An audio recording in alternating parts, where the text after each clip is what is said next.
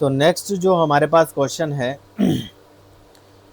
वो है A unit positive point charge is taken slowly through an infinitesimally thin tube. एक infinitesimally thin tube है ये वाली, इस ट्यूब से एक चार्ज को लेकर के जाया जा रहा है।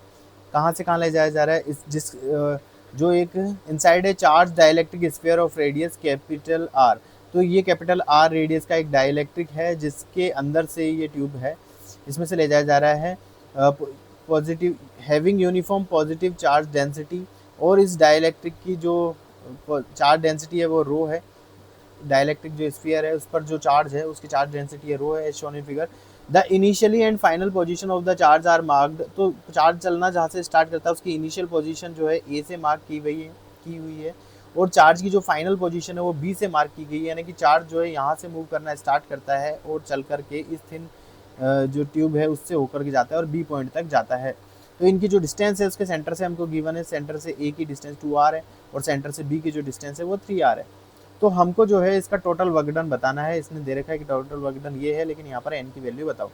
तो हमसे ये ना देख करके टोटल वर्क डन भी पूछा जा सकता है, तो पूरा भी हम कैलकुलेट कर सकते हैं और यहाँ से कंपेयर करके हम एन भी यहाँ पर निकाल देंगे। तो क्वेश्चन किसी भी तरह से हो तो इस अकॉर्डिंग क्वेश्चन के अकॉर्डिंग हमें यहाँ पर वर्क डन निकालना है। तो चार्ज जो है स्टार्टिंग जो पॉइंट ए है और एंडिंग पॉइंट बी है, तो यहाँ से यहाँ तक जो गया तो उस पर वर्क डन निकालना है, क्योंकि ये इस स्फीयर जिस पर कि कुछ चार्ज है वहाँ से होकर के गुजर रहा है, उसके आसपास से गुजर रहा है, तो ये उस पर फोर्स लगाएगा, उसके अगेंस्ट उसे वर्क डन करना पड़ेगा। तो वर्क डन जो है दो पॉइंट के बीच में जो पोटेंशियल डिफरेंस के बराबर होगा, क्योंकि यहाँ जो चार्ज की वैल्यू है वो यूनिट पॉजिटिव चार्ज है, तो यहाँ पर वर्क डन जो है पोटेंशियल डिफरेंस के बराबर होगा। तो सिंपली हम ए पॉइंट पर पोटेंशियल अगर निकाल लें और बी पॉइंट पर पोटेंशियल निकाल लें तो दोनों में पोटेंशियल डिफरेंस हमारे पास आ जाएगा और इस केस में पोटेंशियल डिफरेंस ही हमको जो है वर्क डन निकाल करके देगा, क्योंकि चार्ज की वैल्यू तो 1 है, वरना उस चार्ज से भी हमको मल्टीप्लाई करना होता। तो यहाँ पर जो है पोटेंशियल डिफरेंस हमको निकालना है, तो सिंपली हम पोटेंशियल निकालें इसका। तो पोटेंशियल हम जानते हैं ये पूरा एक यूनिफॉर्मली चार्ज जो है स्फीयर है डाइलेक्ट्रिक मटेरियल का वो बना हुआ है जिस पर चार्ज डेंसिटी रो है। तो पोटेंशियल हम निकालें। पोटेंशियल वैसे अगर अगर इस पर चार्ज डेंसिटी रो है तो इस पर कोई ना कोई चार्ज तो होगा ही क्यू।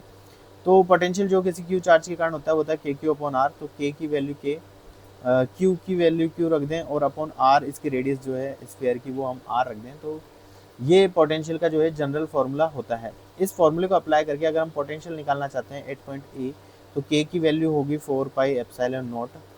क्यू इस पर क्यू जो है किस चार्ज के कारण निकाली है, तो इस डाइलेक्ट्रिक स्फीयर जो ये पूरा है इस डाइलेक्ट्रिक स्फीयर का चार्ज क्यू कितना होगा, तो वो चार्ज निकालें तो चार्ज कितना हो जाएगा।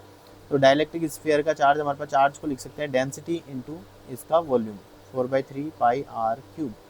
तो डाइलेक्ट्रिक जो स्फीयर है उसका चार्ज क्यू जो होगा, चार्ज क्यू इजिकल टू आ जाएगा इसकी डेंसिटी रो है, तो सॉरी रो हम बनाएंगे और इंटू उसका वॉल्यूम। तो डेंसिटी को वॉल्यूम से मल्टीप्लाई कर दिया, इसका चार्ज हो गया। और आर वो डिस्टेंस होती है जिस पर हमको पोटेंशियल निकालना है, तो हम इससे ए पॉइंट पर पोटेंशियल निकाल रहे हैं तो उसकी डिस्टेंस जो है हमारे पास आ जाएगी 2r। तो इस तरह से जो है ये सॉल्व होकर हमारे पास आएगा 4 पाई से 4 पाई कैंसिल हो जाएगा। ये सॉल्व होकर हमारे पास आ रहा है रो आर स्क्वायर, क्योंकि एक आर से एक ई कट जाएगा तो यहाँ 2r बचेंगे, तो R square by 2 epsilon naught. और ये 3 भी है तो 2 और 3 मल्टीप्लाई होकर 6 एप्सिलॉन नोट। ये आ जाएगा पोटेंशियल 8 पॉइंट ए। चलिए एक बार फिर से देखते हैं हम पोटेंशियल। अब बी पॉइंट पर हम निकाल के देखते हैं कि लास्ट पॉइंट जो बी है जो कि सेंटर से 3r डिस्टेंस पर है, तो इसका पोटेंशियल बी कितना होगा। तो पोटेंशियल एट बी होगा के की जगह 1/4 pi epsilon not. Q charge है इस स्फीयर का, तो चार्ज वही होगा, डेंसिटी को वॉल्यूम से मल्टीप्लाई कर देंगे और अपॉन आर इसकी जो डिस्टेंस है वो 3r है, तो 3r हमारे पास यहाँ आ जाएगी। तो इसको जब सॉल्व करेंगे तो हमारे पास rho are square by 9 epsilon naught ये हमारे पास आ जाएगा पोटेंशियल 8 पॉइंट बी। तो सिंपली हम दोनों से सॉल्व करके वर्क डन निकाल सकते हैं जो कि पोटेंशियल डिफरेंस के बराबर होता है। तो पोटेंशियल डिफरेंस जो है हमारे पास आ जाएगा rho are square upon epsilon naught common आ जाएगा 1/6 माइनस 1/9 ये हमारे पास आ जाएगा। तो इसको हम जब सॉल्व करेंगे तो हमारे पास ये आ रहा है 18 3 minus 2 rho are square by epsilon naught. तो इसे हम सॉल्व करें तो ये आ रहा है rho are square by 18 epsilon naught ये हमारे पास वर्क डन आ रहा है। तो ये इस तरह से जो ये है हमारा आंसर हो जाएगा। लेकिन इस क्वेश्चन के अकॉर्डिंग हम देखें तो n की वैल्यू पूछी है, तो n से इससे कंपेयर करें तो n की वैल्यू यहाँ पर 18 हमारे पास आ जाएगी। तो इस तरह से जो है इस क्वेश्चन का आंसर जो है 18 हमारे पास हो जाएगा। तो 18 इसका बिल्कुल सही से आंसर हो जाएगा, जो कि ऑप्शन नंबर 4 है। तो इस तरह से हमने इसको सॉल्व करा कि ए से बी तक जाने में टोटल वर्क डन अगर हमसे पूछा जाता, अगर ये नहीं दे करके वर्क डन हमसे पूछा जाता तो भी हम निकाल सकते थे, और एन की वैल्यू पूछी तो वो भी हमने निकाल लिया। डायरेक्ट एक कॉन्सेप्ट हमने लगाया कि वर्क डन जो है पोटेंशियल डिफरेंस के बराबर होता है, और उससे सॉल्व करके हमने इसका आंसर निकाला।